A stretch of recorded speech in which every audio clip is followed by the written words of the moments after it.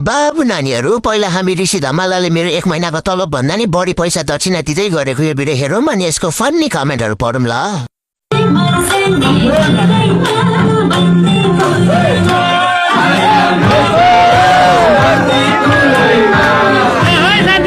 ल सुरु गरौँ।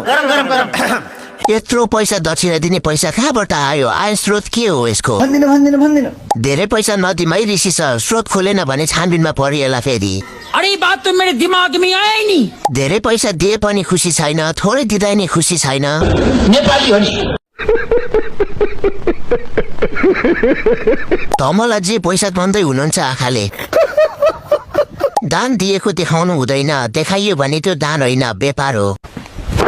Emotional damage. यत्रो बार्ने पैसा कहाँबाट आयो? जनता जान्न चाहन्छन्। वाउ, यति धेरै पैसाको त 2 पाथी काजु आउँछ। म नि जानु पर्यो, लोकेसन देऊ त कसैले।